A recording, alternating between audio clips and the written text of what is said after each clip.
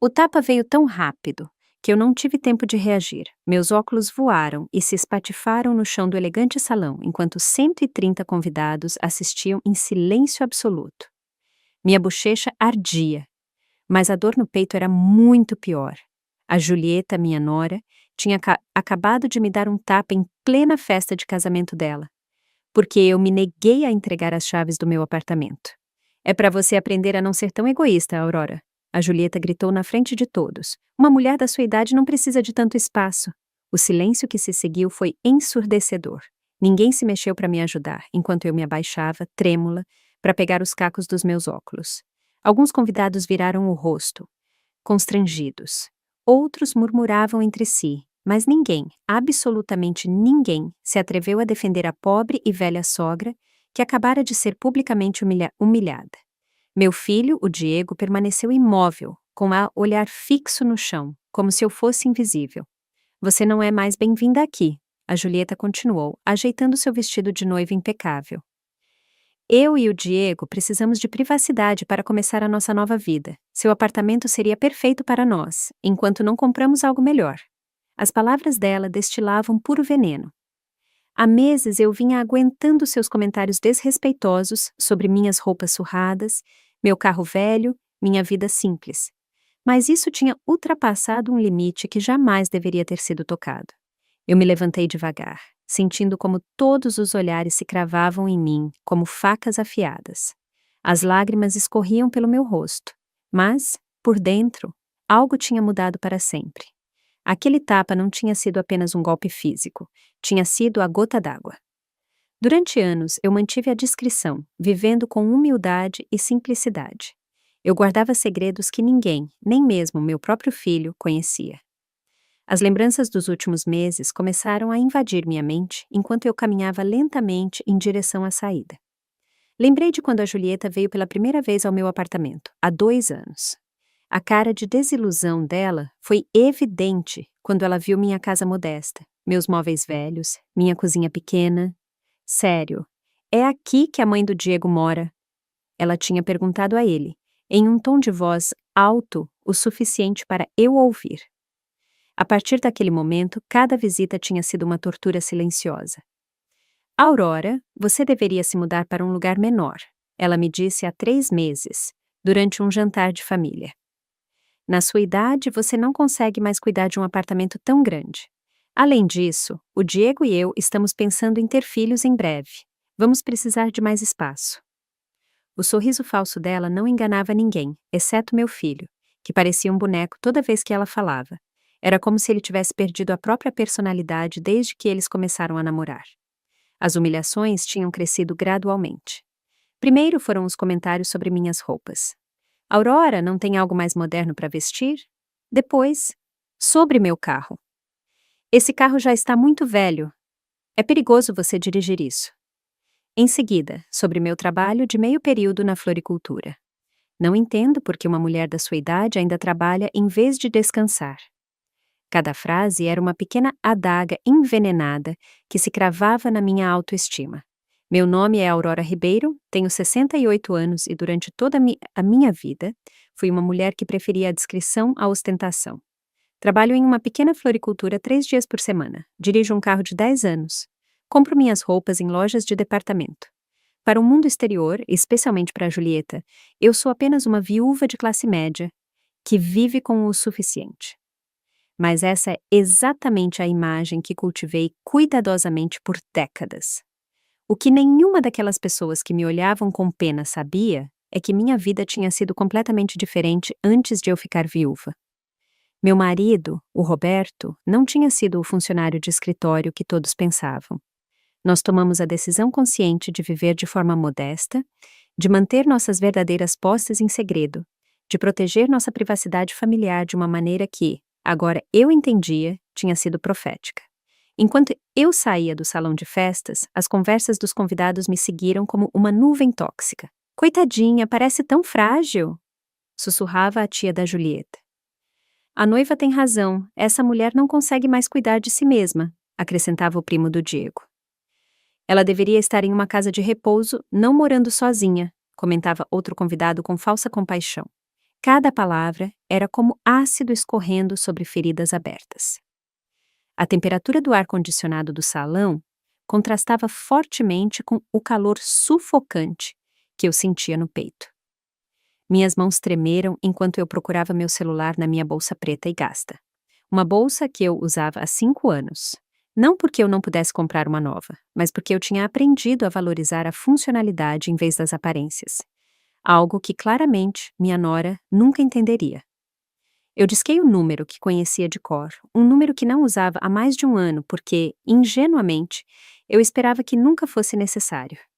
Carlos, sou a Aurora. Preciso que você venha para o Salão Magnólia imediatamente. Sim, agora mesmo. Traga os documentos que você sabe. Chegou a hora de eles saberem a verdade.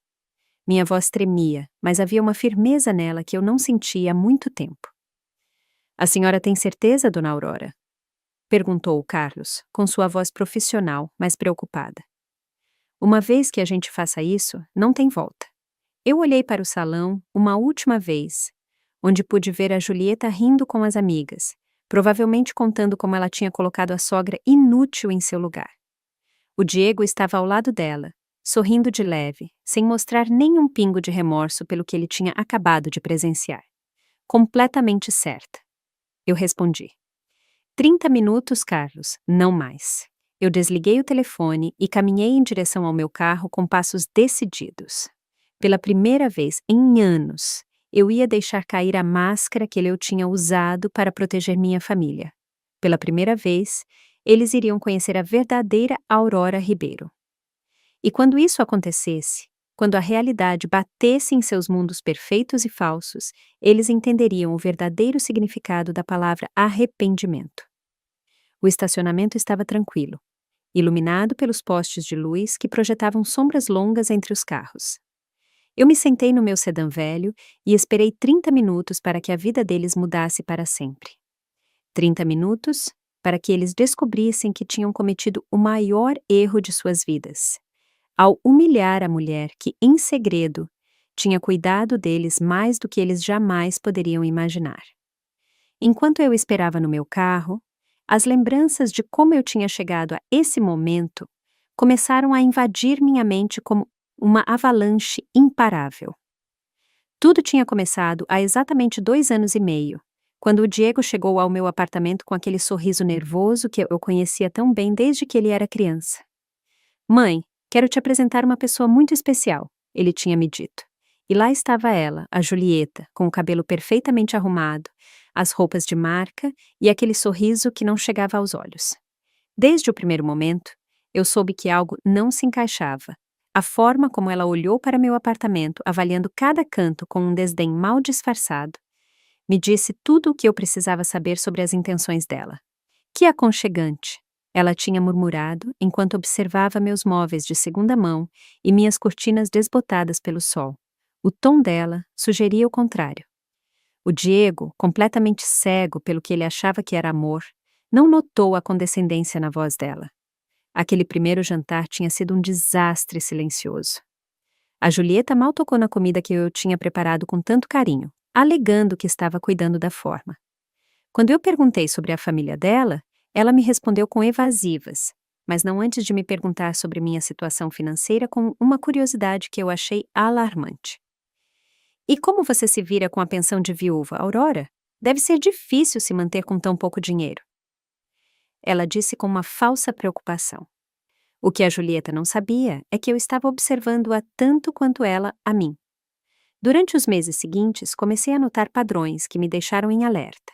Toda vez que eles visitavam meu apartamento, ela fazia comentários sobre como tudo estava desatualizado, sobre como eu merecia algo melhor nos meus anos de ouro. Mas os olhos dela sempre se detinham nos detalhes que realmente importavam. A localização privilegiada do prédio, a vista panorâmica da minha varanda, o tamanho dos cômodos. Um dia, enquanto o Diego estava no banheiro, eu a ouvi falando baixo ao telefone na minha cozinha. Sim, mãe. O apartamento da mãe dele é em uma zona caríssima. Se eu conseguir que ela se mude para um lugar menor, a gente pode ficar aqui até ter nosso próprio lugar. Ela é tão ingênua que provavelmente até nos agradece por ajudá-la na transição. As palavras dela me atravessaram como uma faca, mas eu mantive a compostura quando ela voltou para a sala, fingindo inocência. Desde aquele momento, cada interação com a Julieta se tornou uma atuação cuidadosamente orquestrada de ambas as partes. Ela interpretava a nora preocupada com o bem-estar da sogra, enquanto eu fingia ser a idosa vulnerável que precisava de orientação. Mas por dentro, eu estava juntando informações, observando os movimentos dela, entendendo as verdadeiras motivações. Era como uma partida de xadrez em que ambas achávamos que estávamos vencendo. Os meses seguintes trouxeram uma escalada gradual em suas tentativas de manipulação. Primeiro foram as sugestões sutis. Aurora, eu vi uns apartamentos lindos para pessoas da sua idade, com serviços inclusos e sem preocupações com manutenção. Depois vieram as pressões mais diretas. Você não pode continuar morando sozinha na sua idade, é perigoso. E se você cair e ninguém ficar sabendo? Cada argumento era feito para me fazer sentir incompetente e indefesa. O Diego, meu próprio filho, começou a repetir as mesmas frases como um eco. Mãe, a Julieta tem razão. Talvez fosse melhor você considerar se mudar para um lugar mais fácil de cuidar. Vê-lo se transformar gradualmente em um fantoche daquela mulher era mais doloroso do que qualquer insulto direto. O filho que eu tinha criado com tanto amor e sacrifício agora me via como um obstáculo para a felicidade dele. A campanha psicológica se intensificou depois que eles anunciaram o noivado. As visitas se tornaram mais frequentes, mas também mais tensas. A Julieta tinha começado a trazer revistas imobiliárias e folhetos de comunidades para idosos. Eu só estou procurando opções para você, Aurora. Quero ter certeza de que você tenha a melhor qualidade de vida possível. Ela dizia, espalhando os materiais sobre a minha mesa de centro como se fosse uma negociação comercial, mas eu tinha feito minhas próprias investigações. Uma tarde, quando eles saíram para comprar coisas para o casamento, eu decidi ligar para uma velha amiga que trabalhava no setor imobiliário. Amélia, preciso que você investigue uma coisa para mim, eu disse. Tem um casal que está muito interessado no meu apartamento e eu quero saber mais sobre a situação financeira real deles. O que eu descobri me deixou gelada. A Julieta e o Diego estavam endividados até o pescoço.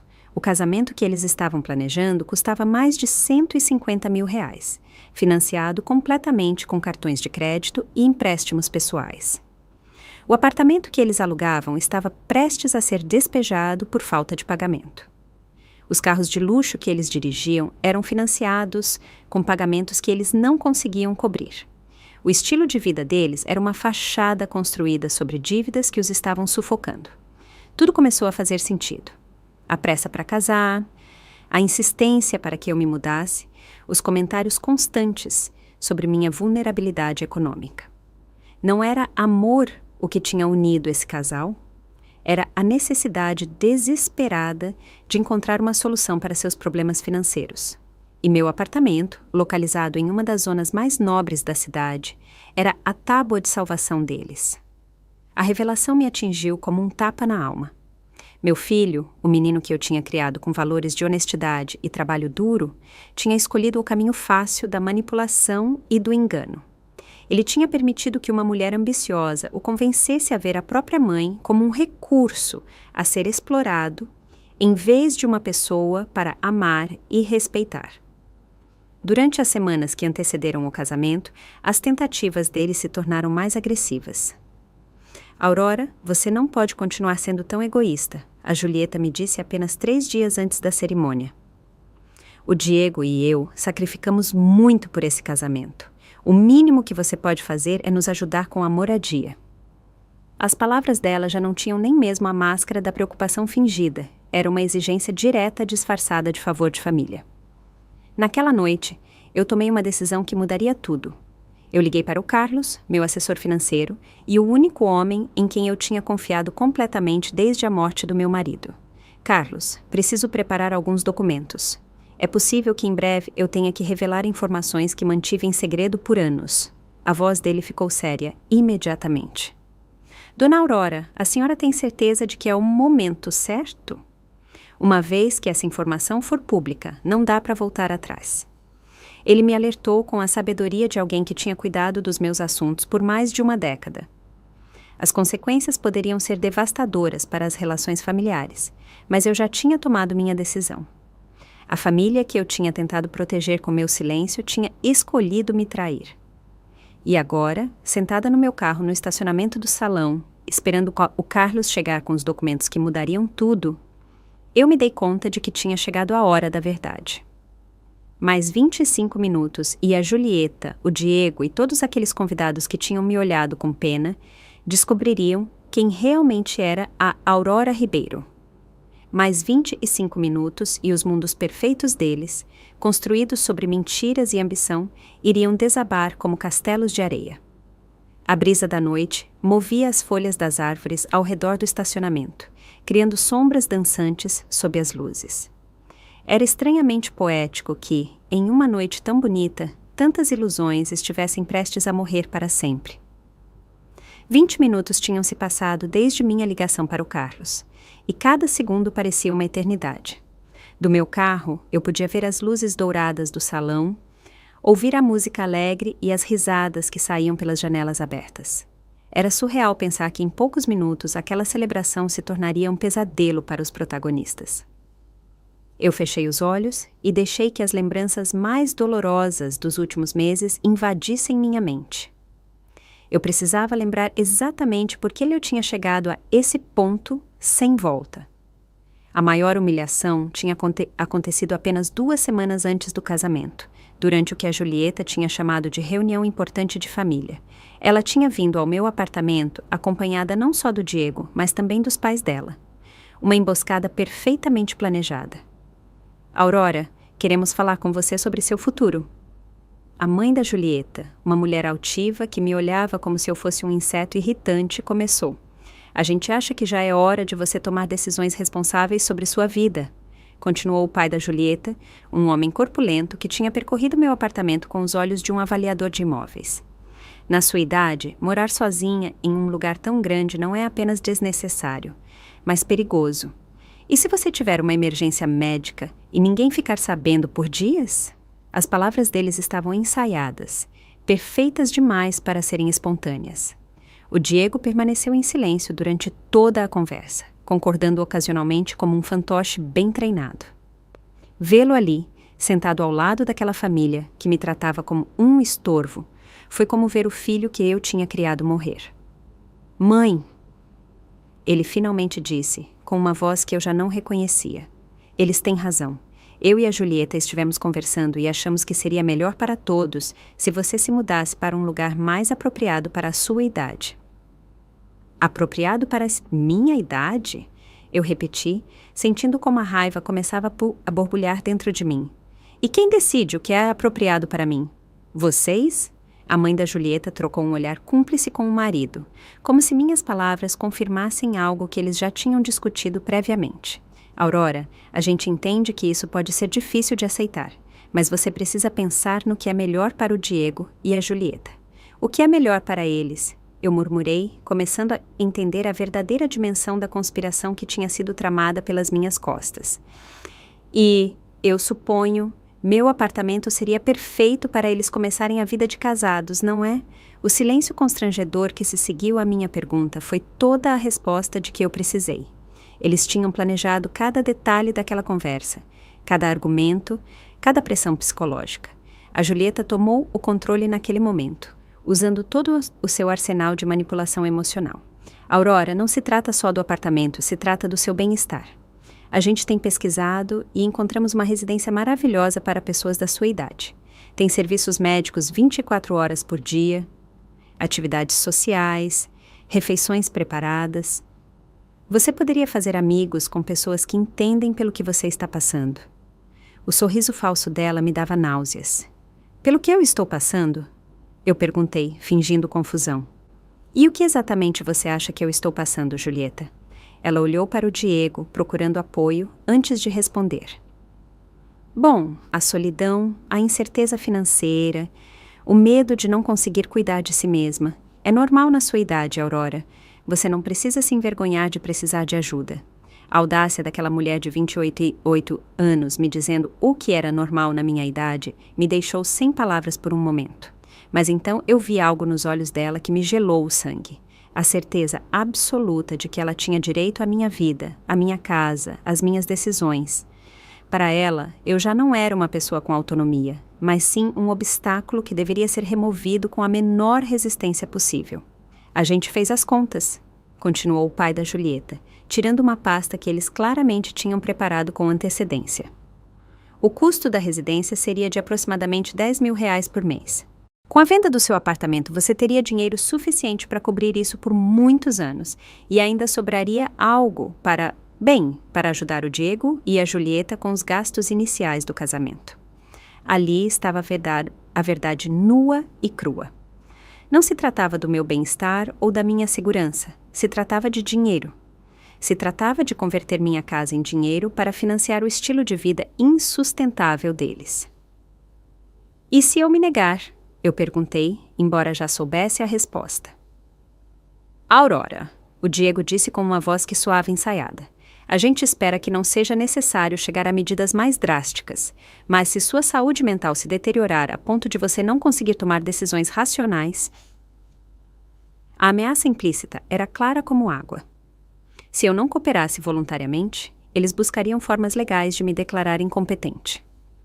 Eles tinham investigado, planejado, preparado o terreno para me tirar tudo o que eu tinha se fosse preciso.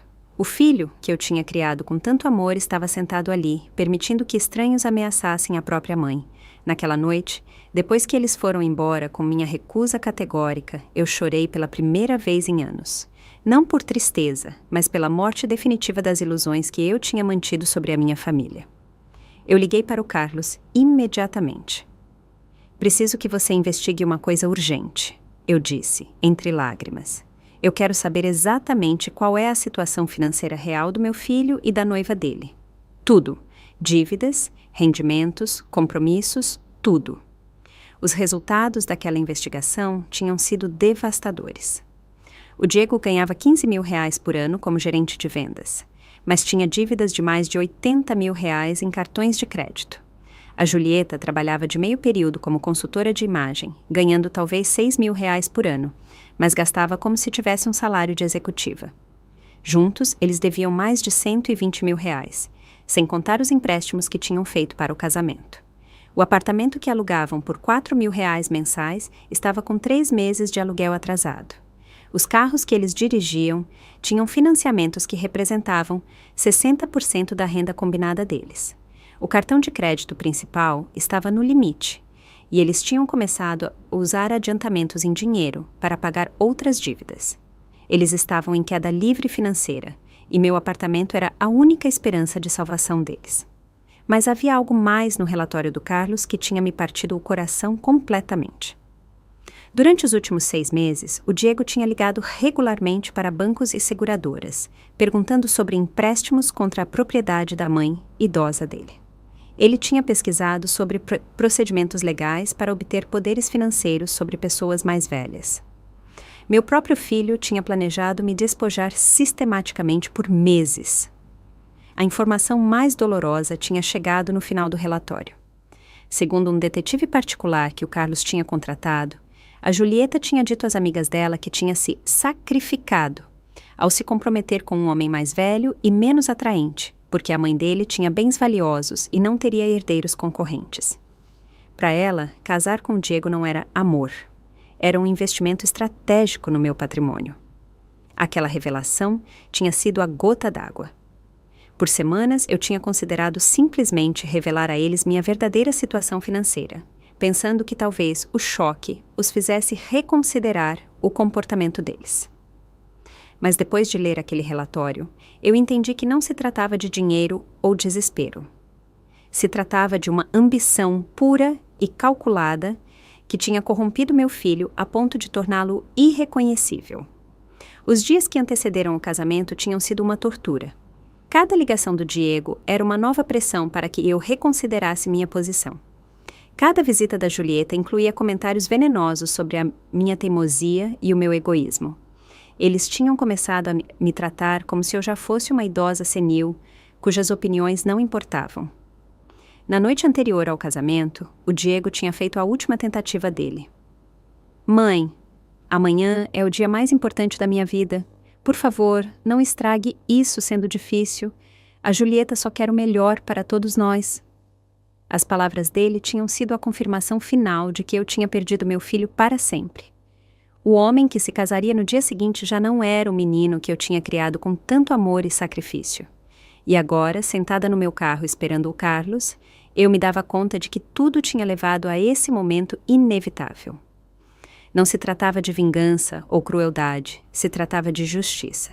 Se tratava de mostrar a eles as consequências das atitudes deles. Se tratava de ensinar a eles que alguns limites nunca deveriam ter sido ultrapassados. Mais 15 minutos e tudo mudaria para sempre. Minhas mãos tremeram enquanto eu discava o número do José, meu vizinho do apartamento ao lado, um homem de 70 anos que tinha sido a testemunha silenciosa de todas as visitas tensas dos últimos meses. José, sou a Aurora. Preciso te pedir um favor muito importante, eu disse com a voz trêmula. Você pode ir ao meu apartamento e me trazer a pasta marrom que está na segunda gaveta da minha escrivaninha? Sim, agora mesmo, é urgente. O José tinha sido como um irmão para mim desde que o Roberto morreu, e eu sabia que podia confiar nele sem que ele fizesse perguntas. Enquanto eu esperava, lembrei da conversa que eu tinha tido com ele apenas uma semana antes.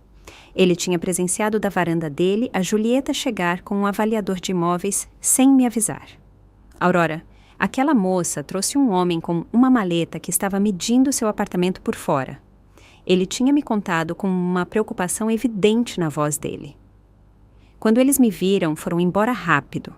Eu não estou gostando nada disso. O José tinha sido o primeiro a notar as mudanças sutis no comportamento do Diego durante os últimos meses. Seu filho não te cumprimenta mais como antes, ele tinha observado.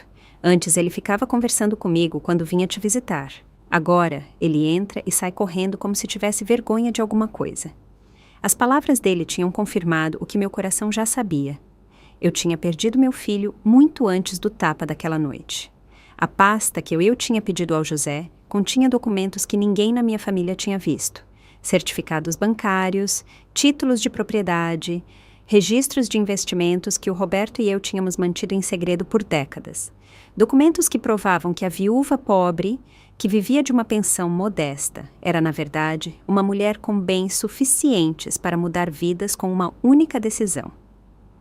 10 minutos depois, o José apareceu no estacionamento com a pasta nas mãos. Aurora, o que está acontecendo? Você parece muito nervosa, ele me perguntou enquanto me entregava os documentos. Tem a ver com o casamento do Diego.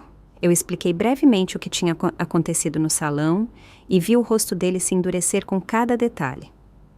Aquela mulher é uma cobra, ele murmurou. Eu sempre soube.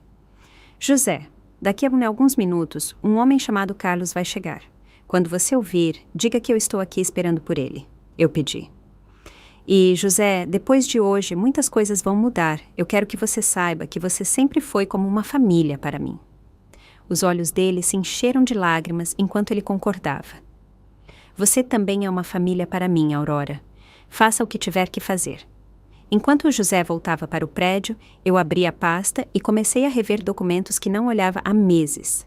O primeiro era um extrato de conta bancária que mostrava um saldo de R$400 mil em uma conta de investimentos.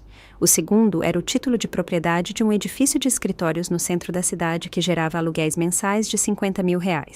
O terceiro era a escritura de uma casa de praia que eu tinha comprado como investimento há 10 anos. O Roberto tinha sido um gênio dos investimentos, que tinha começado com um pequeno negócio de importações e o tinha transformado em um império silencioso. Juntos, nós tomamos a decisão de viver modestamente para proteger nossa privacidade e a segurança da nossa família. A riqueza visível atrai problemas, o Roberto costumava dizer. A riqueza invisível te dá poder. Eu nunca imaginei que eu teria que usar esse poder contra o meu próprio filho. Cada documento naquela pasta representava anos de trabalho duro e decisões inteligentes. A floricultura, onde eu trabalhava 3 dias por semana, não era porque eu precisava do dinheiro, mas porque eu gostava de me manter ativa e conectada com a comunidade. O carro velho que eu dirigia não era por limitações financeiras, mas porque eu tinha aprendido que a ostentação desnecessária só trazia problemas. Meu apartamento, o que a Julieta tanto cobiçava, Era, na verdade, a propriedade menos valiosa do meu portfólio. Eu tinha comprado não pelo valor econômico, mas pelas lembranças que ele continha. Foi lá que o Roberto e eu passamos nossos últimos anos juntos, onde planejamos nosso futuro, onde ele tinha morrido nos meus braços depois de uma batalha valente contra o câncer. Mas havia algo mais naquela pasta que mudaria tudo para o Diego e a Julieta. Durante os últimos 3 anos, desde que meu filho tinha começado a ter problemas financeiros, eu tinha pago secretamente muitas das dívidas dele. Os pagamentos do cartão de crédito que ele achava que vinham de um bônus do trabalho, na verdade, saíam da minha conta.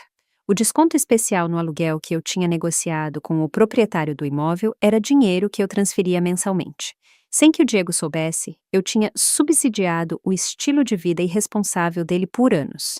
O apartamento de luxo onde ele morava, o carro que ele dirigia, até alguns dos gastos do casamento que estava acontecendo naquele momento, tudo tinha sido possível graças ao meu apoio financeiro secreto. Eu tinha achado que estava ajudando meu filho em um momento difícil, sem me dar conta de que eu estava financiando a transformação dele em uma pessoa que eu não reconhecia. Os registros bancários mostravam transferências mensais de um total de R$ 4.500 que tinham mantido à tona o barco que afundava da vida financeira do Diego. Dinheiro que ele pensava que vinha de bônus do trabalho ou restituições de imposto, quando, na verdade, era a mãe dele tentando desesperadamente protegê-lo das consequências de suas decisões irresponsáveis. A ironia era devastadora. Enquanto a Julieta me humilhava por ser um fardo econômico para o futuro casamento deles, eu era, literalmente, a única razão pela qual eles podiam pagar por esse casamento. Enquanto eles planejavam me despojar do meu apartamento para resolver os problemas financeiros deles, eu tinha resolvido esses problemas em segredo por anos. Eu fechei a pasta e olhei para o salão mais uma vez. As luzes continuavam brilhando, a música continuava tocando, os convidados continuavam festejando, mas em menos de 5 minutos o Carlos chegaria com os documentos finais de que eu precisava. Em menos de 5 minutos, começaria o processo de cortar todos os laços financeiros que eu tinha usado para proteger um filho que tinha escolhido me trair. Não se tratava de vingança, eu me lembrei. Se tratava de justiça, se tratava de ensinar a eles que as atitudes têm consequências, que a ambição tem um preço, que a família não é algo que se pode vender por conveniência financeira. Eu tinha tentado proteger o Diego da realidade por tempo demais, e essa proteção o tinha corrompido a ponto de torná-lo irreconhecível. Os faróis de um carro se aproximaram pelo estacionamento, iluminando a noite, com uma luz branca que me cegou momentaneamente. Era o Carlos, pontual como sempre, chegando com os documentos que mudariam tudo para sempre. Eu saí do meu carro e caminhei em direção a ele, sentindo como cada passo me afastava mais da Aurora que eu tinha sido e me aproximava mais da mulher que eu precisava me tornar. Dona Aurora, o Carlos disse enquanto saía do carro com a pasta na mão. A senhora tem certeza completa disso? Uma vez que a gente entre lá, não haverá como desfazer o que está prestes a acontecer. Eu olhei para o salão pela última vez, onde meu filho e a nova esposa dele provavelmente continuavam celebrando a vitória deles sobre a velha inútil que eles tinham acabado de humilhar. Eu nunca tive tanta certeza de algo na minha vida, Carlos. É hora de eles conhecerem a verdadeira Aurora Ribeiro. O Carlos abriu a pasta dele debaixo da luz do estacionamento e começou a me mostrar os documentos que ele tinha preparado com a eficiência que o caracterizava.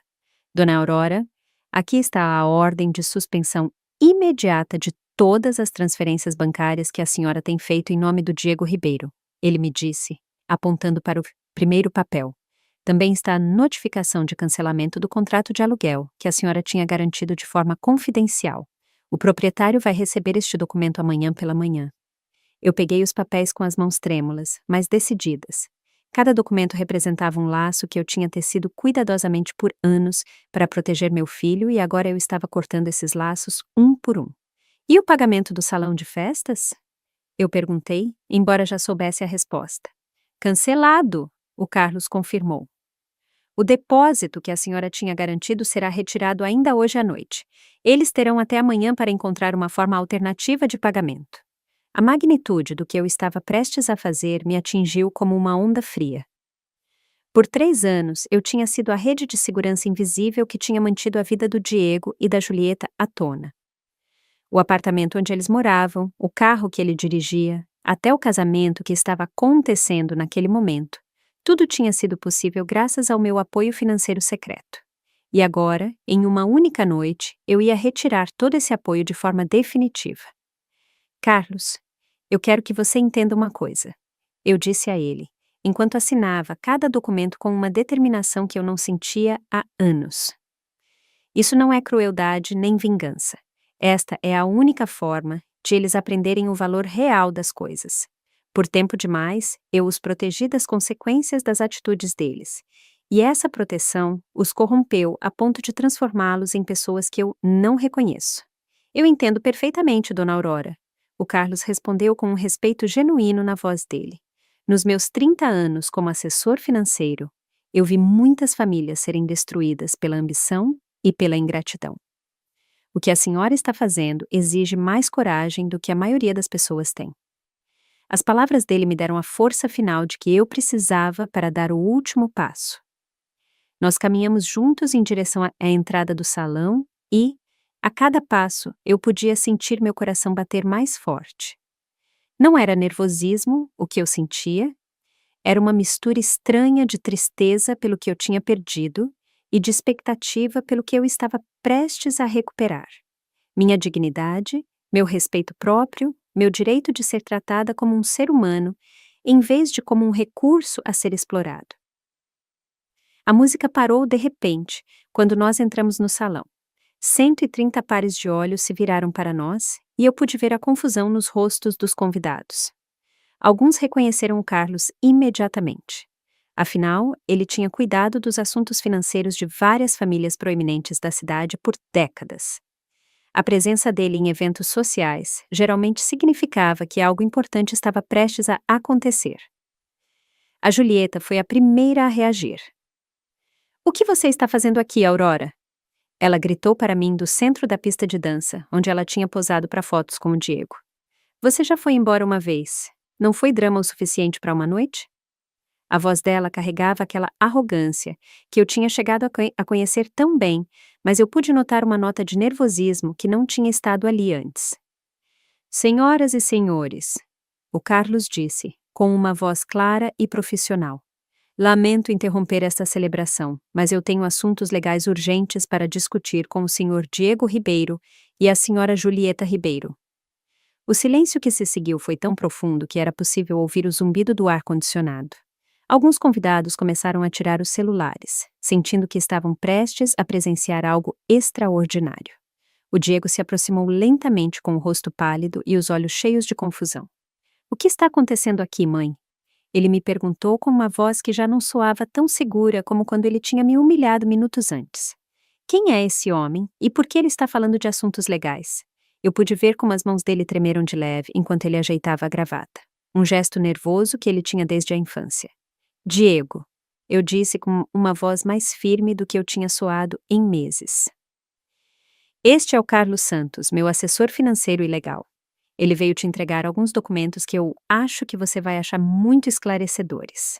A coincidência de ele ter o mesmo sobrenome que a Julieta não passou despercebida para ninguém no salão, e eu pude ver como alguns convidados trocaram olhares significativos. O Carlos abriu a pasta dele e tirou o primeiro documento.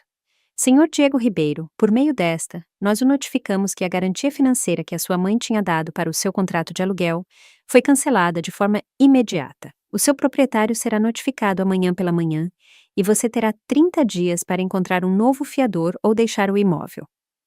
A cor sumiu completamente do rosto do Diego. "Garantia financeira?" Ele murmurou, olhando para mim com olhos que começavam a se encher de compreensão e horror. "Mãe, do que ele está falando?" Mas eu pude ver na expressão dele que uma parte dele já sabia. Por anos ele tinha suspeitado que a sorte financeira dele não era completamente natural, mas ele tinha escolhido não fazer perguntas porque as respostas poderiam ter sido desconfortáveis. Além disso, o Carlos continuou implacavelmente. As transferências mensais de R$ 4.500 que a sua mãe tem feito para suas contas pessoais foram suspensas permanentemente. Isso inclui pagamentos de cartão de crédito, seguro de carro e vários outros gastos que você achava que estavam sendo cobertos por outras fontes. A Julieta soltou um grito abafado, que ecoou por todo o salão. Isso é impossível! Ela exclamou, correndo em nossa direção com o vestido de noiva se arrastando no chão. O Diego não tem uma mãe rica. Olhem como ela mora. Olhem as roupas dela, o carro dela. Ela é uma velha que vive de uma pensão miserável. A histeria dela era evidente, e vários convidados começaram a murmurar entre si com uma fascinação crescente. Finalmente, o Carlos disse, tirando o último documento da pasta dele. O pagamento garantido para esta celebração também foi cancelado. A administração do salão terá o direito de exigir o pagamento completo antes que os convidados possam ir embora hoje à noite. As palavras dele caíram sobre o salão como uma bomba, e eu pude ver como alguns convidados começaram a se mover nervosamente em direção às saídas. A ficha do Diego caiu como um martelo. Você, ele murmurou, olhando para mim com olhos que não conseguiam processar completamente o que ele estava ouvindo. Você esteve todo esse tempo. Você esteve pagando por tudo.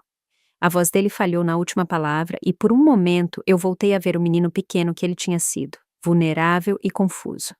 Por 3 anos, Diego. Eu confirmei com uma voz que soava estranhamente calma depois da tempestade emocional que eu tinha vivido. 3 anos em que eu achei que estava te ajudando a passar por um momento difícil. 3 anos em que eu achei que você eventualmente se recuperaria e voltaria a ser o homem que eu criei. 3 anos em que eu esperei que você se lembrasse dos valores que eu te ensinei. A Julieta começou a andar em círculos, levando as mãos à cabeça com um desespero crescente. Isso não pode estar acontecendo! Isso não pode ser real! Ela gritava, enquanto os convidados a observavam com uma mistura de horror e fascinação mórbida. Você é uma velha pobre, trabalha em uma floricultura, dirige um carro de 10 anos. Você não pode ter dinheiro. As aparências enganam, Julieta, eu disse finalmente, sentindo como décadas de atuação cuidadosa chegavam ao fim. Por anos, eu escolhi viver com simplicidade, porque meu marido e eu acreditávamos que a riqueza visível atraía problemas. Parece que estávamos certos, só que os problemas vieram de onde nós menos esperávamos. A música tinha parado completamente, e o único som no salão era o da respiração ofegante dos noivos e os murmúrios crescentes dos convidados, que começavam a entender que eles estavam presenciando algo completamente inesperado. Alguns já estavam filmando com os celulares, sabendo por instinto que essa história se tornaria uma lenda urbana. Mãe! O Diego disse com uma voz chorosa.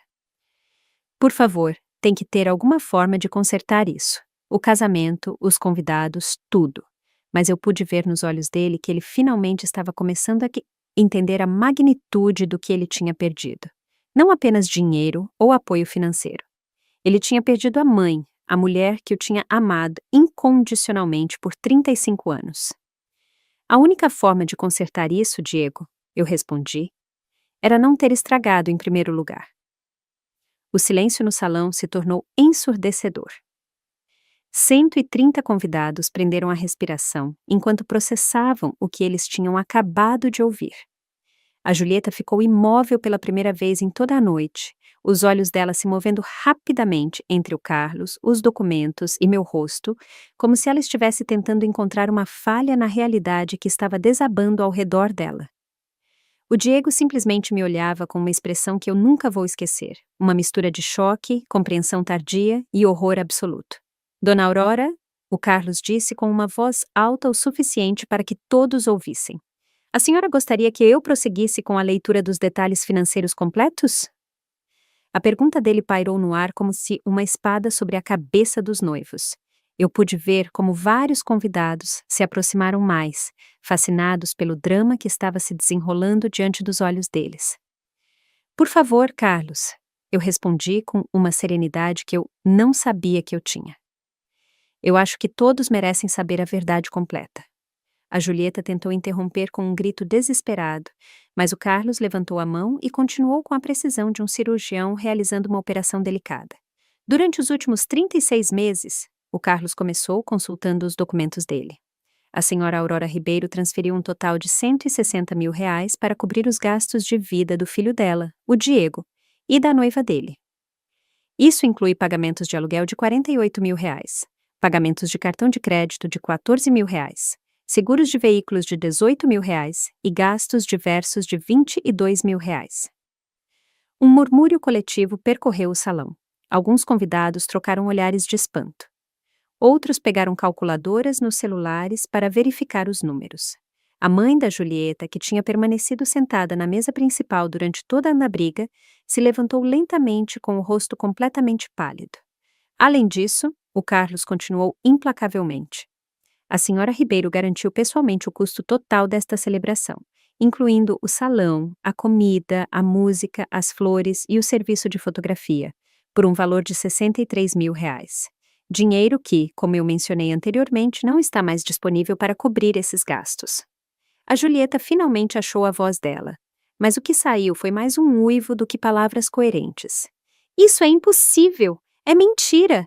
Ninguém pode ter tanto dinheiro e morar como uma pobre!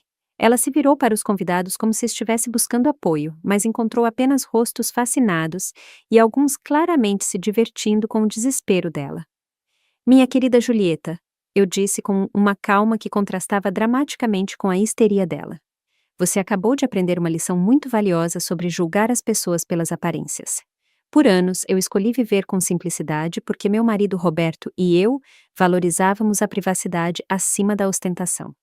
Acontece que foi uma decisão muito sábia. O Diego finalmente reagiu, se aproximando de mim com passos hesitantes. Mãe, por favor, tem que ter uma explicação, tem que ter uma forma de resolver isso.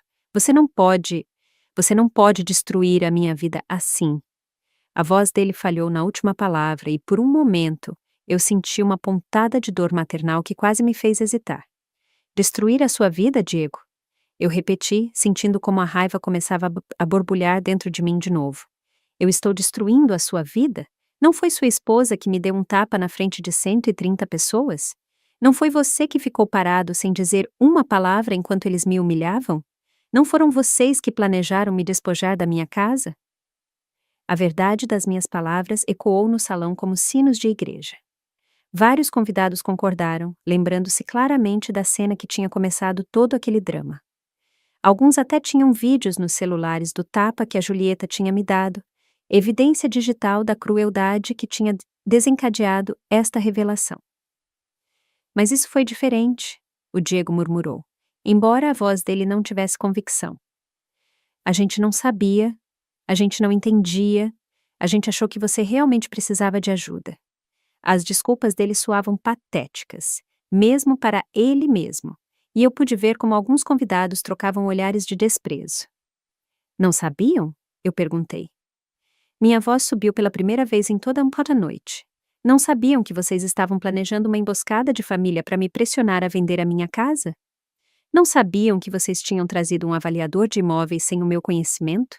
Não sabiam que vocês tinham pesquisado formas legais de me declarar incompetente se eu não cooperasse? A cada pergunta, a postura do Diego se encolhia mais. O Carlos aproveitou o momento para tirar outro documento da pasta dele. Senhor Ribeiro, eu também devo informá-lo que a sua mãe decidiu modificar o testamento dela. Todos os bens que antes eram destinados a você foram redirecionados para organizações de caridade que se dedicam a proteger idosos de abusos familiares. O impacto daquela declaração foi como uma explosão silenciosa. A Julieta cambaleou para trás como se ela tivesse sido fisicamente atingida. Você não pode fazer isso! Ela gritou, a máscara de compostura dela finalmente caindo por completo. Nós somos sua família, o Diego é seu único filho, você não pode deserdá-lo por causa de uma briga estúpida. Uma briga estúpida? Eu repeti, deixando as palavras pairarem no ar carregado de tensão. É assim que você descreve uma conspiração de família para despojar uma idosa da casa dela? É assim que você justifica dar um tapa na mãe do seu marido no dia do casamento dele? Minha voz tinha ficado gelada e eu pude ver como alguns convidados tremeram. O pai da Julieta, que tinha ficado calado durante toda a briga, finalmente se aproximou com uma expressão de pânico mal disfarçado. Dona Aurora, eu acho que todos nós estamos um pouco alterados pelas emoções do dia. Talvez a gente possa discutir isso em particular quando as coisas se acalmarem. O tom dele era o de um homem que tinha acabado de se dar conta de que tinha apostado no cavalo errado. Não há nada para discutir em particular, eu respondi firmemente. Tudo o que eu tinha que dizer foi dito aqui, na frente das mesmas pessoas que presenciaram a minha humilhação. Vocês escolheram tornar isso público, então a minha resposta também será pública. As cabeças dos convidados se moviam entre nós, como se estivessem assistindo a uma partida de tênis, absortos em cada interação. O Carlos fechou a pasta dele com um som seco, que ecoou por todo o salão. Dona Aurora? Todos os documentos foram entregues e explicados. Os efeitos legais começaram imediatamente. Ele se virou para o Diego e a Julieta com uma expressão profissional, mas não sem uma certa satisfação. Eu sugiro que vocês entrem em contato com seus próprios assessores legais e financeiros o mais rápido possível. A Julieta finalmente desabou. Ela literalmente se jogou em uma cadeira próxima e começou a chorar com soluços descontrolados que ecoaram por todo o salão. Está tudo arruinado, ela murmurou entre lágrimas. Tudo o que a gente planejou, tudo o que a gente trabalhou, está tudo destruído. O vestido de noiva dela, antes impecável, agora estava amassado e manchado pelas lágrimas. Não, eu disse, me aproximando dela pela primeira vez desde o tapa. O que está destruído são as mentiras, a ambição e a falta de respeito. O que está destruída é a ilusão de que vocês podem tratar as pessoas como objetos e esperar que não haja consequências. Eu parei na frente dela, obrigando-a a levantar a cabeça. Isso é o que acontece quando você confunde a bondade com a fraqueza. O Diego se aproximou da esposa e colocou a mão trêmula no ombro dela.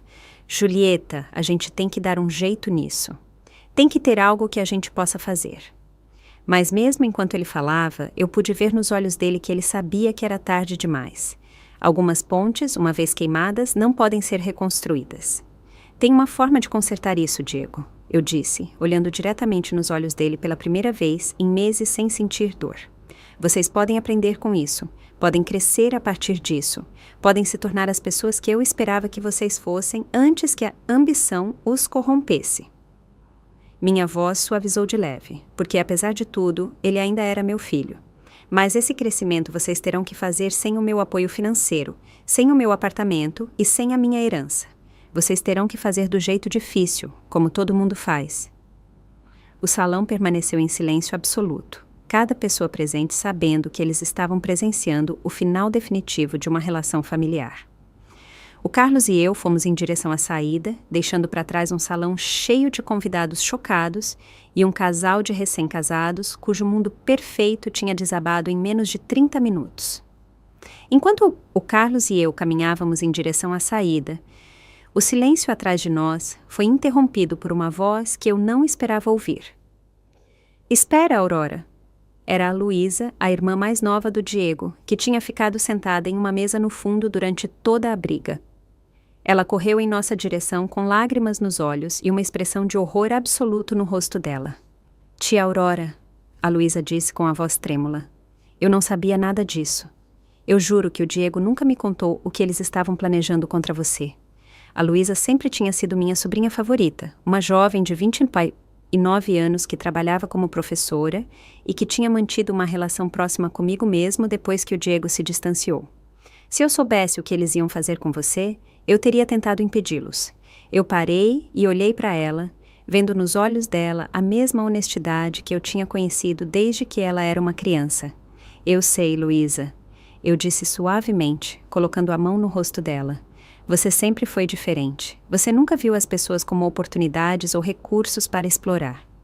As lágrimas dela caíram mais forte enquanto ela concordava, claramente arrasada pelas atitudes do irmão.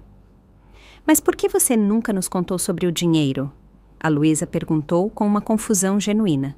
Por que você manteve tudo isso em segredo por tantos anos? Era uma pergunta que merecia uma resposta honesta, especialmente vindo de alguém que sempre me tratou com respeito e amor genuíno. Porque seu tio Roberto e eu aprendemos há muito tempo que o dinheiro muda as pessoas, eu expliquei, enquanto alguns convidados se aproximavam discretamente para ouvir. Nós vimos famílias serem destruídas por heranças, amizades terminadas por empréstimos, filhos que veem os pais como pensões ambulantes, Nós decidimos viver com simplicidade para proteger as relações que realmente importavam. A Luísa concordou lentamente, começando a entender a sabedoria por trás das minhas decisões. Mas o Diego, ele era diferente antes. Quando a gente era criança, ele teria defendido qualquer um que te machucasse. O que aconteceu com ele? A pergunta dela continha toda a dor de uma irmã que tinha visto o irmão se transformar em alguém irreconhecível. Aconteceu a Julieta. Eu respondi com tristeza, mas sem amargura. Aconteceu a ambição disfarçada de amor, aconteceu a ganância sem valores e aconteceu que eu, tentando protegê-lo, o privei de aprender lições importantes sobre responsabilidade e consequências. Minha resposta ecoou pelo salão, onde os convidados continuavam absortos em cada palavra. O Carlos tinha permanecido respeitosamente de lado durante essa conversa, mas agora ele se aproximou e murmurou algo no meu ouvido. Dona Aurora, o administrador do salão está se aproximando. Parece que ele já ficou sabendo do cancelamento do pagamento garantido.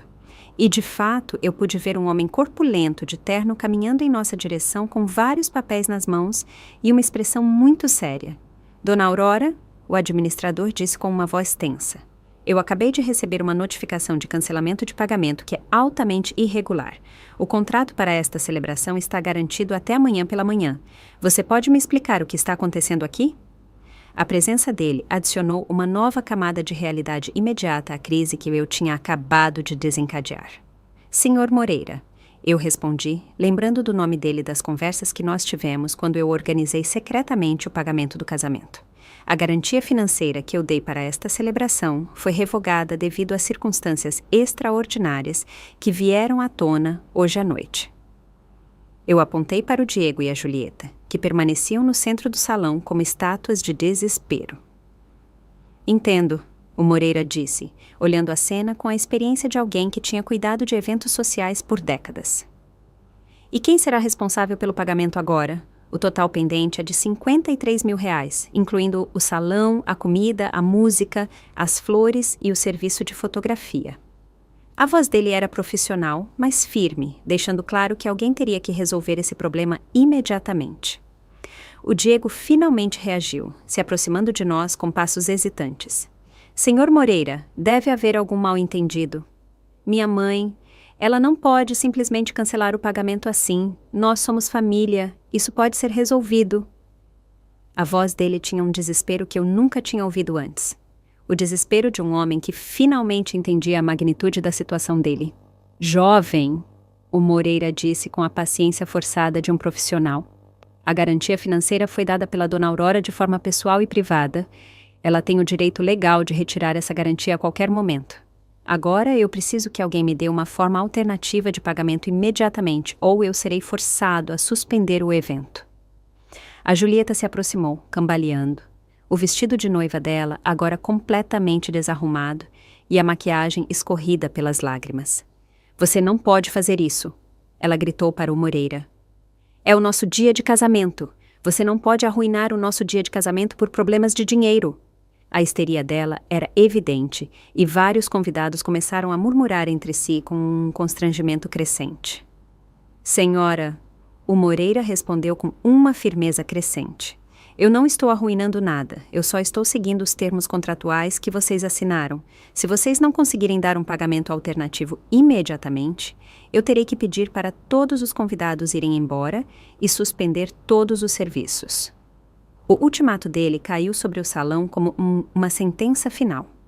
A realidade da situação começou a penetrar na mente dos convidados. Alguns já tinham começado a pegar as bolsas e a ir discretamente em direção às saídas. Outros permaneciam fascinados pelo drama que continuava a se desenrolar, como espectadores de um acidente de trânsito, de onde eles não conseguiam desviar o olhar. Mãe, o Diego disse, se aproximando de mim com lágrimas nos olhos, pela primeira vez desde que ele era criança. Por favor, eu sei que o que a gente fez foi errado. Eu sei que a gente te machucou, mas tem 130 pessoas aqui. Tem fotos, tem lembranças. Você não pode destruir tudo isso por causa de uma briga. A voz dele falhou na última palavra e por um momento eu vi o menino pequeno que ele tinha sido. Diego, eu respondi com uma calma que me surpreendeu. Eu não estou destruindo nada.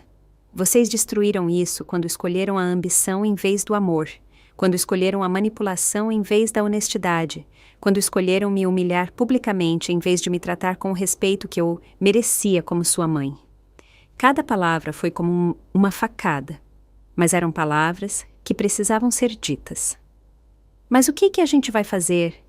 A Julieta perguntou com uma voz desesperada, olhando para os convidados que continuavam indo embora. Como a gente vai explicar isso? Como a gente vai pagar por tudo isso? O pânico dela era evidente, e eu pude ver como ela finalmente estava começando a entender as implicações reais das atitudes dela. Vocês vão fazer o que todas as pessoas responsáveis fazem, eu respondi. Vocês vão encontrar formas de ganhar dinheiro honestamente. Vocês vão aprender a viver dentro das suas possibilidades. Vocês vão descobrir o que significa trabalhar duro pelas coisas que vocês querem, em vez de esperar que os outros deem para vocês. Minha voz tinha ficado mais forte, e eu pude sentir como décadas de sabedoria acumulada saíam através das minhas palavras. O Carlos se aproximou discretamente e murmurou: Dona Aurora, o processo legal está completo.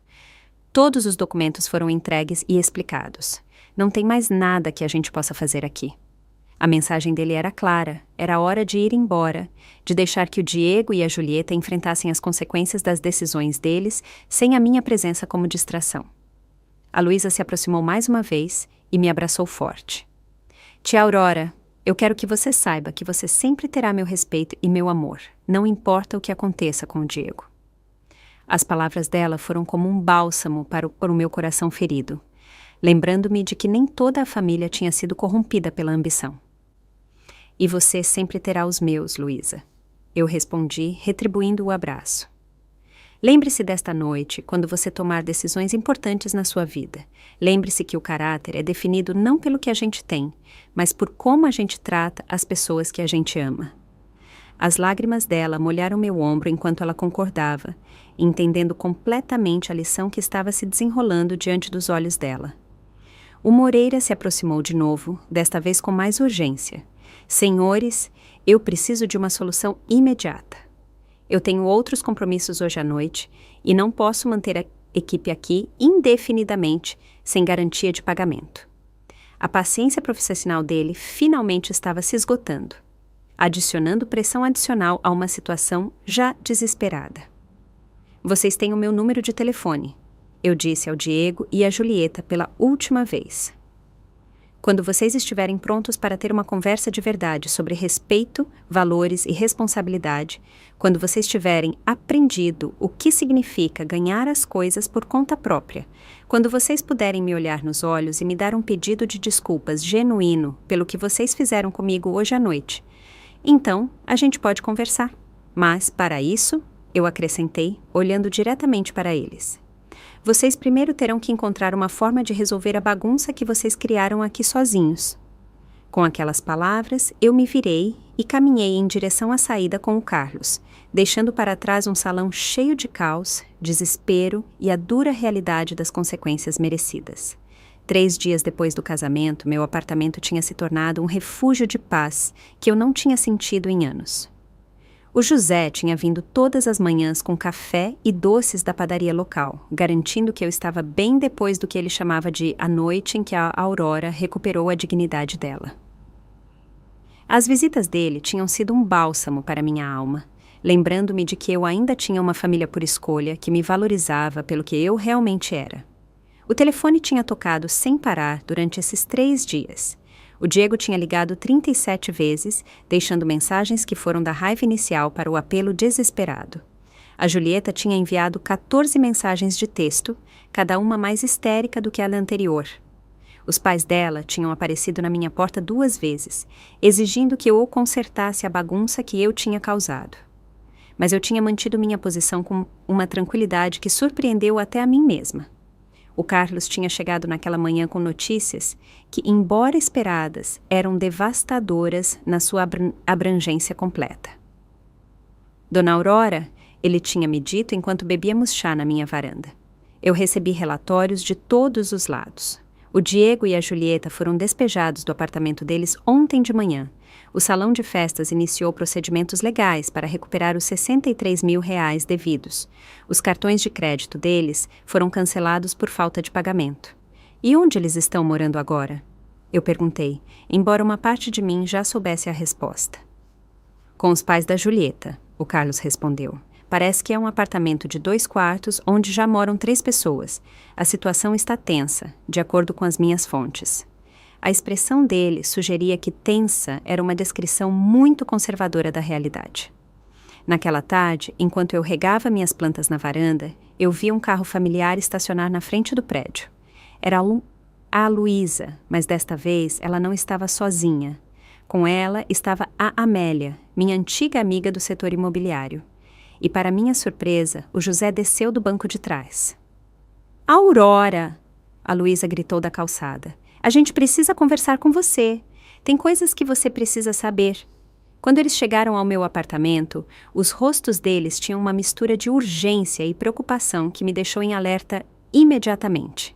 Tia Aurora, a Luísa começou. Eu tenho investigado algumas coisas desde a noite do casamento. Coisas que eu acho que você precisa saber antes que seja tarde demais. Ela se sentou no meu sofá com uma pasta nas mãos que parecia tão oficial quanto a que o Carlos tinha levado para o salão. Tarde demais para o quê? Eu perguntei, servindo chá, enquanto eu tentava manter a calma. A Amélia limpou a garganta e falou pela primeira vez. Aurora, durante os últimos 3 dias eu tenho feito algumas investigações sobre a situação financeira do Diego e da Julieta. O que eu encontrei vai além do que qualquer um de nós imaginava. Eles estiveram planejando isso por mais de 1 ano. A Amélia continuou, abrindo a pasta para revelar documentos que me fizeram sentir náuseas. Eu encontrei evidências de que a Julieta tinha consultado advogados especializados em casos de competência mental de idosos. Eles tinham um plano detalhado para te declarar legalmente incompetente e conseguir o controle sobre todas as suas propriedades. O José, que tinha permanecido calado até aquele momento, se inclinou para frente com uma expressão séria. Aurora, tem mais. Naquela noite, depois que você foi embora do salão, eu ouvi a Julieta falando ao telefone com alguém. Ela estava dizendo que a velha tinha arruinado tudo, mas que eles ainda tinham o plano B. As palavras dele me deram um calafrio na espinha. Plano B? Eu repeti, sentindo como meu estômago se contraía com uma mistura de medo e raiva. A Luísa pegou minha mão e a apertou suavemente. Tia Aurora, eles têm dito a todo mundo que você ficou senil, que a cena no casamento foi a prova de que você perdeu o contato com a realidade. Eles estão construindo um caso para um juiz declarar que você não consegue cuidar dos seus próprios assuntos. A magnitude da traição deles se expandiu diante de mim como uma ferida infectada. Não bastava ter me humilhado publicamente, ter planejado me despojar da minha casa, ter conspirado contra mim por meses. Agora eles estavam tentando usar minha resposta justificada à crueldade deles como evidência de incompetência mental. Era uma maldade que superava tudo o que eu tinha imaginado ser possível. Mas isso não é tudo, a Amélia acrescentou com a voz trêmula. Eu descobri que a Julieta tem espalhado boatos no bairro sobre o seu comportamento estranho. Ela visitou vários dos seus vizinhos, sugerindo que eles deveriam relatar qualquer coisa preocupante que eles notassem sobre você. A forma como a campanha de difamação deles era sistemática me deixou sem fôlego. O Carlos, que tinha voltado para a nossa reunião marcada, entrou no apartamento naquele momento e encontrou o ambiente carregado de tensão. Dona Aurora, eu vejo que a senhora já ficou sabendo de algumas das manobras recentes. A expressão dele estava mais séria do que eu já tinha visto. Eu tenho algumas notícias adicionais que confirmam o que seus amigos descobriram. O Diego entrou com um pedido preliminar ontem, o Carlos disse, tirando documentos da própria pasta dele. Ele está pedindo que um tribunal avalie a sua competência mental com base no que ele chama de comportamento irracional e decisões financeiras estranhas. Ele deu depoimentos de várias testemunhas que estavam presentes no casamento. Depoimentos? Eu perguntei, sentindo como a raiva começava a substituir o choque. Que tipo de depoimentos? O Carlos consultou os papéis dele antes de responder. Depoimentos que descrevem o seu ataque emocional injustificado contra um casal jovem e inocente. Depoimentos que caracterizam as suas decisões financeiras como vingativas e destrutivas. Depoimentos que sugerem que a senhora perdeu a capacidade de tomar decisões racionais. A Luísa apertou minha mão mais forte. Tia Aurora, eles convenceram vários convidados do casamento a assinar declarações. A maioria não entendeu o que realmente estava acontecendo naquela noite. Eles só viram uma idosa atacando um casal de recém-casados. A voz dela continha toda a frustração de alguém que tinha visto a verdade, mas que se sentia impotente para fazê-la prevalecer. Mas a gente também tem boas notícias. O José interveio com um sorriso que contrastava dramaticamente com a seriedade da situação. Acontece que tem mais gente do seu lado do que eles imaginam. Ele tirou o celular dele e me mostrou uma tela que me deixou surpresa. José, o que é isso? Eu perguntei, olhando para o que parecia ser um vídeo nas redes sociais com milhares de visualizações. Aurora, você se lembra que vários convidados estavam filmando naquela noite? Bem, alguns desses vídeos se tornaram virais. As pessoas não estão vendo uma idosa senil atacando um casal inocente. Elas estão vendo uma mulher digna revelando a verdade sobre anos de abuso e manipulação. A Amélia se aproximou para ver o celular também. Aurora, os comentários nesses vídeos são incrivelmente favoráveis a você. As pessoas estão elogiando a sua coragem, a sua dignidade sob pressão, a sua decisão de estabelecer limites. Alguns estão compartilhando suas próprias histórias de abuso familiar. Você se tornou um símbolo de resistência contra a exploração de idosos. O Carlos concordou com a aprovação. Essa resposta pública será inestimável se o caso for para os tribunais. É difícil argumentar que alguém é mentalmente incompetente quando milhares de pessoas estão aplaudindo a lógica e a justiça das atitudes dela. O sorriso profissional dele tinha voltado, sugerindo que talvez a batalha legal não seria tão desigual como eu tinha temido no início. Mas tem mais uma coisa que vocês precisam saber, eu disse, tomando uma decisão que eu tinha considerado durante os últimos 3 dias. Se o Diego e a Julieta querem jogar esse jogo, se eles querem transformar isso em uma batalha legal pública, então eles vão descobrir exatamente com quem eles estão se metendo. Eu me levantei e caminhei em direção à minha escrivaninha, onde eu tinha preparado a minha própria pasta de documentos. Durante esses 3 dias, eu estive em contato com vários advogados especializados em abuso de idosos. Eu tenho documentado tudo. As visitas intimidatórias, as ameaças implícitas, a conspiração para me despojar da minha propriedade, até o tapa que a Julieta me deu.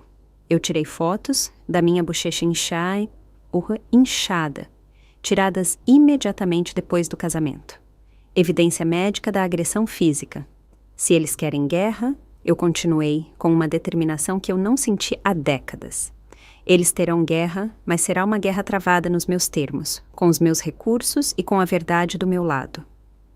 A Luísa me olhou com admiração, o José com orgulho, a Amélia com respeito renovado e o Carlos com a satisfação de um profissional que sabia que ele tinha um caso vencedor. Além disso, eu acrescentei com um sorriso que surpreendeu até a mim mesma. Eu decidi fazer algo que eu deveria ter feito há anos. Eu vou contar a minha história completa publicamente. Eu vou mostrar ao mundo exatamente o que acontece quando a ambição se disfarça de amor de família. A sala se encheu de uma energia nova. A energia de pessoas que sabiam que a justiça estava do lado delas e que eles tinham os recursos para fazê-la prevalecer. 6 meses depois daquela noite que mudou tudo, eu me encontrava sentada no estúdio de televisão mais importante da cidade, esperando para começar a entrevista que contaria a minha história completa para o país inteiro. O programa Histórias de Vida tinha entrado em contato com o Carlos depois que os vídeos do casamento acumularam mais de 2 milhões de visualizações nas redes sociais. Minha história tinha se tornado um símbolo nacional de resistência contra o abuso familiar de idosos. A jornalista Catarina Vieira, uma mulher respeitada por sua integridade profissional, revisava as anotações dela enquanto os técnicos faziam os últimos ajustes de iluminação. Dona Aurora, ela me disse com um sorriso caloroso, eu quero que a senhora saiba que você tem inspirado milhares de pessoas com a sua coragem. Nós recebemos centenas de cartas de telespectadores que viveram situações parecidas. Durante esses 6 meses, muitas coisas tinham mudado. O caso legal que o Diego e a Julieta tentaram construir contra mim desmoronou espetacularmente quando o Carlos apresentou evidências da conspiração deles para me declarar incompetente. Eles não só perderam o caso, mas foram multados por litigância de má-fé e condenados a pagar os meus honorários de advogado, que chegaram a R$45 mil. A falência que se seguiu foi rápida e devastadora. O Diego tinha perdido o emprego quando o empregador dele ficou sabendo do escândalo público. A Julieta tinha tentado começar um negócio de consultoria de imagem, mas os vídeos virais tinham arruinado a reputação profissional dela. Atualmente, eles moravam em um apartamento de um quarto no subúrbio, trabalhando em empregos de meio período e lutando para pagar as dívidas acumuladas deles. Em 5 minutos a gente entra no ar, o diretor do programa anunciou. Eu olhei para as câmeras que em breve transmitiriam a minha história para milhões de casas, sentindo uma mistura de nervosismo e determinação. Ao meu lado estava o Carlos, que tinha aceitado aparecer comigo para explicar os aspectos legais do caso. Na plateia estavam o José, a Luísa e a Amélia, os meus pilares de apoio durante esses meses difíceis. O mais doloroso desses 6 meses tinha sido o silêncio completo do Diego. Depois de perder o caso, ele não tinha feito nenhuma tentativa de entrar em contato comigo. Não houve ligações pedindo perdão. Não houve cartas explicando o comportamento dele. Não houve nenhum reconhecimento de que as atitudes dele tinham sido erradas. Era como se ele tivesse decidido que era mais fácil me odiar do que enfrentar a realidade do que ele tinha feito. A Julieta, pelo contrário, tinha tentado me contatar várias vezes. As mensagens dela tinham evoluído de ameaças legais para apelos desesperados por ajuda financeira. A última mensagem recebida, apenas 2 semanas antes, dizia: Aurora, eu sei que a gente cometeu erros, mas nós somos família. O Diego está doente de estresse e eu estou grávida. Por favor, você não pode deixar seu neto crescer na pobreza. A notícia da gravidez tinha sido como uma facada no meu coração. Eu ia ser avó, mas meu neto cresceria em uma casa cheia de ressentimento contra mim. No entanto, eu tinha aprendido a lição mais difícil da minha vida. Eu não podia salvar pessoas que não queriam ser salvas. Tentar fazer isso só perpetuava o comportamento destrutivo delas. Dona Aurora, a gente começa em 30 segundos, a Catarina me informou. Eu respirei fundo e pensei em todas as pessoas que tinham me escrito depois de ver os vídeos, contando as próprias histórias delas de abuso familiar. Idosos cujos filhos tinham pegado o controle das finanças deles. Pais chantageados emocionalmente por filhos adultos irresponsáveis. Avós ameaçados de não ver os netos se eles não dessem apoio financeiro. Estamos ao vivo em 3, 2, 1... A luz vermelha da câmera se acendeu e a Catarina começou com uma introdução que ela tinha ensaiado perfeitamente. Boa noite e bem-vindos ao Histórias de Vida. Eu sou a Catarina Vieira e hoje à noite nós temos aqui a Aurora Ribeiro, uma mulher de 68 anos, cuja história tem chocado o país e tem colocado no centro do debate nacional o tema do abuso familiar contra idosos. Dona Aurora, a Catarina continuou, se virando para mim. 6 meses depois dos acontecimentos no casamento do seu filho, como a senhora se sente sabendo que a sua história tem inspirado tantas pessoas? A pergunta dela foi direta, mas compassiva, permitindo que eu começasse com os meus próprios termos. Eu me sinto grata, eu respondi, sentindo como minha voz se estabilizou enquanto eu falava. Grata por algo tão doloroso como a perda da minha relação com o meu filho ter servido para ajudar outras pessoas em situações parecidas. Por meses eu me senti sozinha e confusa, me perguntando se eu é que estava errada. Agora eu sei que o que eu vivi é mais comum do que qualquer um de nós gostaria de admitir. A Catarina concordou e consultou as anotações dela. Conte-nos sobre os anos que antecederam aquela noite, quando a senhora começou a se dar conta de que algo não estava certo na sua relação com o seu filho e a sua nora. Era a pergunta que eu estava esperando. A oportunidade de explicar como o abuso emocional e financeiro se desenvolve gradualmente, quase de forma imperceptível. Começou com pequenas coisas. Eu expliquei, lembrando daqueles primeiros sinais que eu tinha ignorado por amor. Comentários sobre a minha idade, sugestões de que eu não podia mais cuidar de mim mesma, pressões sutis para que eu tomasse decisões que realmente beneficiavam a eles. O abuso familiar raramente começa com socos ou gritos. Ele começa com a lenta erosão da sua confiança em si mesma, com fazer você questionar a sua própria realidade. O Carlos se inclinou para frente para adicionar contexto legal. O que a dona Aurora descreve é um padrão clássico que a gente vê em casos de abuso de idosos. Os agressores, especialmente quando são familiares, usam táticas de manipulação psicológica antes de partirem para formas mais diretas de coerção. É um processo traiçoeiro porque ele se disfarça de preocupação amorosa. E o momento da revelação? A Catarina perguntou. Quando a senhora decidiu expor a verdade sobre a sua situação financeira? Era a pergunta que eu sabia que viria, a que exigia que eu explicasse a decisão mais difícil da minha vida. O tapa, eu respondi simplesmente. Quando a Julieta me deu um tapa em pleno salão de festas, na frente de 130 pessoas, por eu ter me negado a dar a ela as chaves do meu apartamento, eu soube que ela tinha ultrapassado um limite que eu não podia ignorar. Naquele momento, eu entendi que já não se tratava de proteger a minha família das consequências das atitudes deles. Se tratava de proteger a mim mesma de continuar sendo abusada. A entrevista continuou por 45 minutos, cobrindo todos os aspectos da minha história. Eu falei sobre a decisão de viver com simplicidade para proteger a minha privacidade, sobre os anos de apoio financeiro secreto que eu tinha dado, sobre a conspiração para me declarar incompetente, sobre a batalha legal que se seguiu. Cada resposta foi feita não apenas para contar a minha história, mas para educar os outros sobre os sinais de alerta e os recursos disponíveis. Dona Aurora, a Catarina disse perto do final do programa. A senhora tem alguma mensagem para o seu filho, caso ele esteja assistindo a esta entrevista hoje à noite? Era a pergunta mais difícil, a que eu tinha temido e esperado ao mesmo tempo. Eu olhei diretamente para a câmera, sabendo que havia uma possibilidade de o Diego estar assistindo. Diego, se você estiver ouvindo isso, eu quero que você saiba que eu ainda te amo. Eu sempre vou te amar porque você é meu filho, mas amar alguém não significa permitir que a pessoa te abuse. Amar alguém não significa sacrificar a sua dignidade pela conveniência da pessoa. Amar alguém não significa se tornar vítima da ganância da pessoa. As portas do meu coração sempre estarão abertas para você. Eu continuei, sentindo como as lágrimas começavam a se formar nos meus olhos. Mas só se você puder passar por elas como o homem honrado que eu tentei te criar para ser.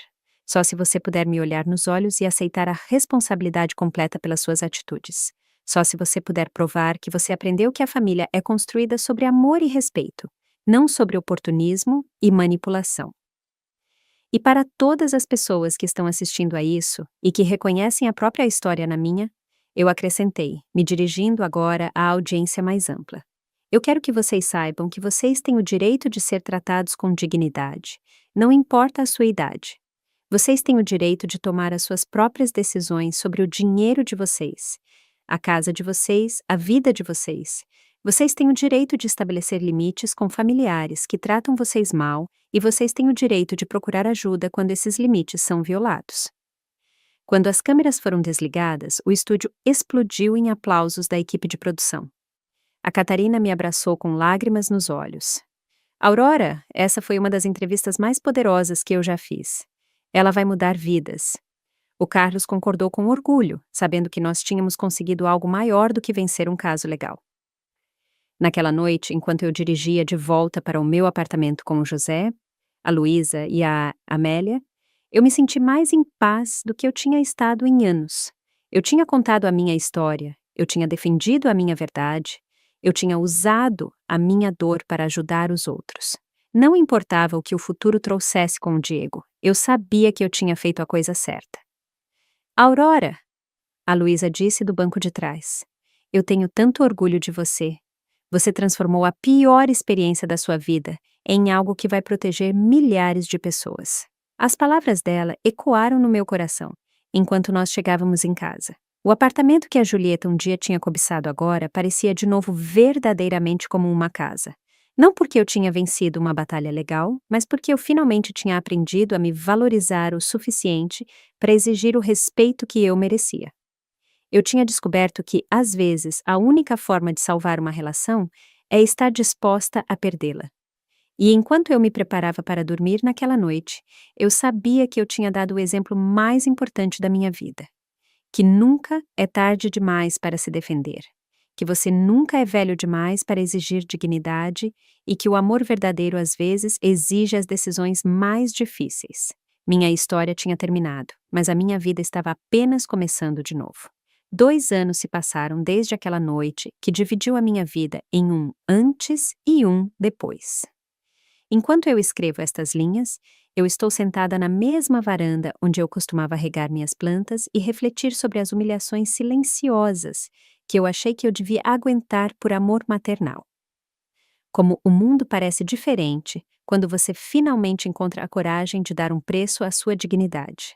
A manhã começou como todas as manhãs há 18 meses, com uma ligação da Carmen, a coordenadora da Fundação Aurora Ribeiro para a Proteção de Idosos. Sim, eu decidi usar o meu nome para a organização de caridade que eu fundei com parte da minha herança redirecionada. Aurora, a gente tem 23 novos casos esta semana. A Carmen me informou com aquela mistura de tristeza e determinação que caracteriza quem trabalha neste campo. Todos os padrões são parecidos: filhos adultos, pressionando pais idosos para conseguir propriedades ou dinheiro. Cada caso que chega à minha mesa é como olhar em um espelho do passado. Ontem, eu revisei o processo de uma mulher de 72 anos, cuja filha a convenceu a vender a casa dela para o próprio bem dela, só para descobrir que o dinheiro financiou um negócio que fracassou e umas férias na Europa. Anteontem foi um homem de 69 anos, cujos gêmeos o chantagearam emocionalmente. Se você não nos emprestar 50 mil reais, você nunca mais vai ver seus netos. A ironia não me escapa. Eu transformei a minha pior experiência pessoal no meu propósito de vida mais significativo. A Fundação tem ajudado mais de 400 idosos a recuperar o controle sobre as finanças deles, os bens deles e, mais importante, a autoestima deles. Nós temos advogados especializados, assistentes sociais, psicólogos e um sistema de apoio que eu gostaria de ter tido quando eu me sentia tão sozinha e confusa. O José continua sendo meu vizinho do coração, embora agora ele também seja o meu vice-presidente da fundação. Os 72 anos dele estão cheios de uma energia renovada desde que ele começou a dar palestras sobre como detectar manipulação de família. Aurora, ele me disse na semana passada, enquanto a gente revisava casos. Eu nunca achei que os meus anos de ouro incluiriam me tornar um detetive de famílias disfuncionais, mas é a melhor aventura que eu já tive. A Luísa se mudou para o apartamento ao lado há 1 ano. Depois do divórcio de um casamento que tinha durado apenas 8 meses, ela decidiu que precisava ficar perto da pessoa mais corajosa que ela conhece. Trabalhar como diretora de educação da fundação deu a ela um propósito que ela nunca encontrou na carreira dela como professora tradicional. Tia Aurora, ela me diz frequentemente, você me ensinou que às vezes a família de verdade não vem do sangue, mas de quem escolhe te respeitar sem condições. O sucesso da minha história pública trouxe consequências inesperadas. O livro que eu escrevi com a ajuda de um jornalista investigativo se tornou um best-seller nacional. Quando o amor dói, uma idosa se defende. Já vendeu mais de 200 mil cópias e todos os lucros vão diretamente para a fundação. As cartas que eu recebo dos leitores são testemunhos vivos de que a minha experiência se encaixou em milhares de casas onde o silêncio tinha sido a norma. O Carlos continua sendo meu assessor financeiro, mas agora ele também é o contador principal da fundação. A experiência dele, cuidando dos aspectos legais da minha briga com o Diego, se tornou um bem inestimável para ajudar outros em situações parecidas. Dona Aurora, ele me disse durante a nossa reunião mensal. Nós já recuperamos mais de 3 milhões de reais em bens e economias que familiares agressores tinham pego ilegalmente. A pergunta que todo mundo me faz, a que aparece em cada entrevista e em cada conversa profunda, é se eu sinto falta do Diego. A resposta é complexa e dolorosa. Eu sinto falta do menino que ele foi, do jovem que tinha mostrado lampejos de bondade e honra. Eu sinto falta da ilusão da família que eu achei que nós tínhamos, mas eu não sinto falta dos últimos anos de manipulação, chantagem emocional e falta de respeito sistemática. O Diego tentou entrar em contato comigo exatamente 3 vezes durante esses 2 anos. A primeira foi 6 meses depois da entrevista na televisão, quando aparentemente alguns colegas de trabalho dele tinham visto o programa e começaram a tratá-lo de forma diferente. A segunda foi quando o filho dele, meu neto Santiago, nasceu há 14 meses. A terceira foi há 3 meses, quando a Julieta o abandonou, levando o bebê e a metade dos poucos pertences deles. Toda vez que ele ligou foi para pedir ajuda financeira, nunca para me pedir desculpas de verdade ou reconhecer o mal que ele tinha causado. O padrão de pensamento dele permanece o mesmo. Ele vê os problemas dele como injustiças de fora, não como consequências das atitudes dele. A última conversa durou menos de 5 minutos e terminou quando ele me disse: Mãe, seu orgulho é mais importante do que o seu neto. Eu respondi a ele com uma clareza que me surpreendeu. Diego, a minha dignidade é exatamente tão importante quanto o meu neto, e eu espero que um dia ele aprenda essa lição melhor do que você a aprendeu. Foi a primeira vez na minha vida que eu desliguei o telefone e, de forma estranha, foi libertador. O assunto do Santiago, meu neto, é o único que ainda pode me fazer chorar. Ele tem 14 meses e não me conhece. Quando a Julieta foi embora, ela levou todas as fotos de família, incluindo as poucas que eu tinha dele. Eu criei um fundo fiduciário para a educação universitária dele, administrado pelo Carlos, que estará disponível quando ele fizer 18 anos, independentemente da relação que nós tenhamos até lá. Talvez, a Amélia me diz durante nossos jantares semanais. Quando o Santiago for mais velho, ele vai procurar as próprias respostas sobre o que aconteceu na família dele. Talvez ele encontre a coragem para conhecer a avó dele por conta própria. A Amélia se tornou minha confidente mais próxima, especialmente porque ela também teve que estabelecer limites difíceis com familiares tóxicos há uma década. O que mais me surpreende desses 2 anos é como a minha saúde física e mental melhorou. Durante os últimos anos com o Diego e a Julieta, eu tinha tido insônia crônica, dores de cabeça constantes e uma ansiedade que me mantinha em estado de alerta permanente. Meu médico diz que os meus exames atuais mostram os níveis de estresse de uma mulher 10 anos mais jovem. Aurora. O Dr. Souza me disse durante a minha última consulta. É impressionante como o corpo responde quando a gente elimina fontes de estresse tóxico. A sua pressão arterial está perfeita, o seu sono é reparador, até a sua postura melhorou. Ele tem razão. Eu ando mais ereta. Minha voz soa mais firme, minhas mãos já não tremem quando eu tomo decisões importantes. A floricultura onde eu trabalhava fechou há 1 ano, mas eu encontrei uma nova paixão no jardim comunitário que eu ajudei a criar no prédio. Eu ensino a outros moradores idosos sobre plantas medicinais e técnicas de cultivo orgânico. É uma atividade que me conecta com a terra e com pessoas que apreciam a sabedoria acumulada, em vez de vê-la como algo ultrapassado. Minha rotina atual inclui 3 dias por semana nos escritórios da Fundação, 2 dias visitando casas de idosos que precisam de apoio emocional e os fins de semana dedicados a escrever meu segundo livro. Ele se concentrará em estratégias práticas para detectar e prevenir o abuso financeiro familiar, com base nos casos que a gente tem cuidado. O apartamento que um dia foi motivo de ganância, agora é um espaço de paz e criatividade. Eu transformei o quarto do Diego em um escritório onde eu recebo pessoas que precisam de orientação. As paredes estão cheias de cartas de agradecimento, fotos de famílias que a gente ajudou a se reconciliar de forma saudável e diplomas das universidades onde eu dei palestras. Uma das experiências mais gratificantes deste período tem sido me tornar mentora de outras mulheres idosas que estão enfrentando situações parecidas. A Margarida, de 74 anos, chegou à fundação há 6 meses, depois que o filho dela vendeu o carro dela sem permissão para pagar dívidas de jogo. Nós trabalhamos juntas por 3 meses e na semana passada ela me mandou uma foto sorrindo no carro novo dela, que ela comprou com as próprias economias depois de recuperar o dinheiro legalmente. Aurora. A Margarida escreveu na carta dela: Você me ensinou que estabelecer limites não é crueldade, é sobrevivência. Você me ensinou que o amor próprio não é egoísmo, é uma necessidade. Você me ensinou que nunca é tarde demais para se defender. As palavras dela me lembraram por que valeu a pena passar por toda essa dor. Refletindo sobre esses 2 anos, eu entendo que a minha história não tem o final feliz tradicional onde toda a família se reconcilia e a gente vive feliz para sempre. Mas ela tem algo melhor, ela tem autenticidade, dignidade recuperada e um propósito que transcende a minha dor pessoal. Eu aprendi que às vezes a maior demonstração de amor próprio é se afastar de quem insiste em te machucar. Se eu pudesse enviar uma mensagem para o passado, para Aurora, que caminhou em direção àquele salão de casamento há 2 anos, eu diria: tenha coragem.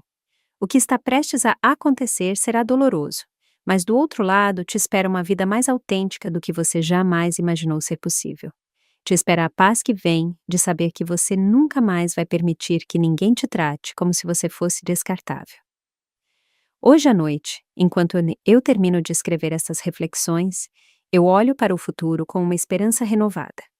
Amanhã, eu tenho uma reunião com senadores para discutir uma nova lei que proteja melhor os idosos do abuso familiar.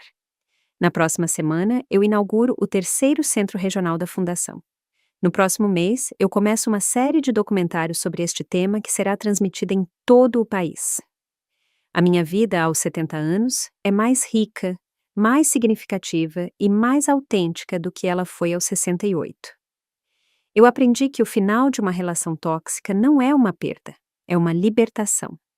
Eu descobri que a família de verdade é escolhida tanto quanto é herdada, e eu provei que nunca é tarde demais para escrever um novo capítulo na sua própria história. Quando as pessoas me perguntam se eu me arrependo do que eu fiz naquela noite, a minha resposta é sempre a mesma: não, nem por um segundo.